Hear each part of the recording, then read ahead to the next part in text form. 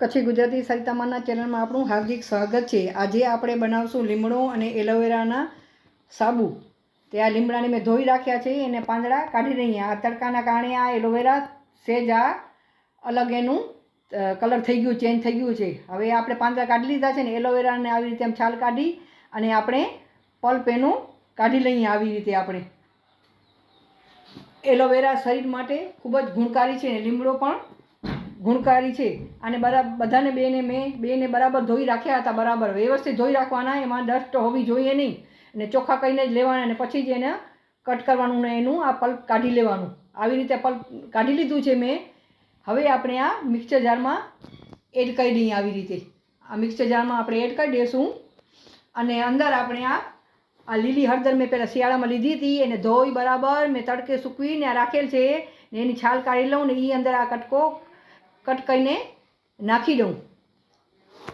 હવે આ લીમડાના પાંદડા અંદર મિક્સર જારમાં એડ કરી લઈએ ને આપણે ચટણી કે પીસીએ ને એવી રીતે પીસી લેવાના। આ પીસાઈ ગયું છે બધું।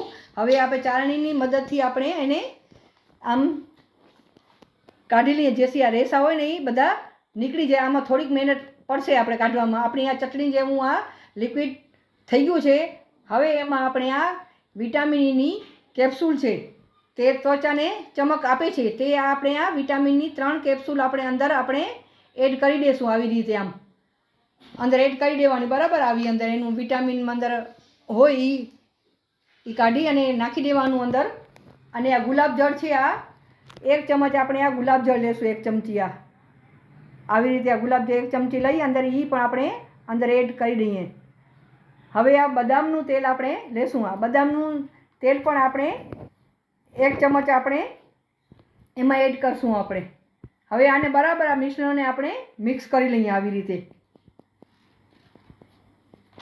આ બરાબર મિક્સ થઈ ગયું છે અને સોપ બેજ હતું એના કટકા કરીને મેં રાખેલા છે, તે આપણે એક તપેલીમાં નાખી દઈએ અને પાણી ગરમ કરવા નાખ્યું છે। ડબલ આપણે બોઇલ કરવાનું, ડબલ આવી રીતે પાણી રાખ્યું છે, એના પર સ્ટેન્ડ રાખ્યું છે, એના પર આવી રીતે રાખી અને એને ઓગળવા દઈએ। જોઈ શકો છો તમે, ઓગળવા આપણું સોપ બેજ આવ્યું છે। આવી રીતે એને બરાબર ઓગળવા દઈએ, મેલ્ટ થવા દઈએ। હવે બરાબર આપણું આ મેલ્ટ થઈ ગયું છે, તો આપણું આ બનાવેલું મિશ્રણ આપણે આમાં એડ કરી દઈએ અને બરાબર એને મિક્સ કરી લઈએ। ફટાફટ આ મિક્સ કરતા રહેવાનું બરાબર। આપણે બરાબર આપણું આ મિશ્રણ મિક્સ થઈ ગયું છે અને ગરમા ગરમ જ આ સોપ મોલ્ડમાં આપણે આવી રીતે આમ નાખી દઈએ। આવી રીતે આમ નાખતા રહીશું બરાબર। આવી રીતે બધા ભરી લઈએ આપણે અને એને આપણે આવી રીતે નાખી દેશું। અને તમારી પાસે સોપ મોલ્ડ ન હોય તો આવી રીતે આ કપ હોય યુઝ એન્ડ થ્રો, એટલે આપણે પ્લાસ્ટિકના કપ હોય આપણે પી અને નાખી દઈએ, એમાં પણ આપણે ભરીને સાબુ બનાવી લઈએ। હવે આપણે કાઢી લઈએ એને આ મોલ્ડમાંથી। આ લીમડાના સાબુનો ઉપયોગ ત્વચા માટે ખૂબ જ ફાયદાકારક માનવામાં આવે છે। તેમાં કુદરતી એન્ટી બેક્ટેરિયલ અને એન્ટી ફંગલ ગુણો હોય છે। લીમડાનો સાબુ ખીલ પેદા કરનાર બેક્ટેરિયા સામે લડે છે। લીમડાનું સાબુ ત્વચામાં બળતરા, ખંજવાળ અને રેશીનો શાંત કરવામાં મદદ કરે છે, રાખે છે, જેનાથી ત્વચા મુલાયમ થાય છે। હવે આ મારાથી હાથથી આ લિક્વિડ ઢોળાઈ ગયું હતું, તે આમાં પ્લેટફોર્મમાં પડ્યું, તે મેં આને તવેથાથી કાઢી લીધું છે। તેમાં આપણે હાથ ધોવા માટે કટકા કાઢીનો ઉપયોગ કરશું આપણે।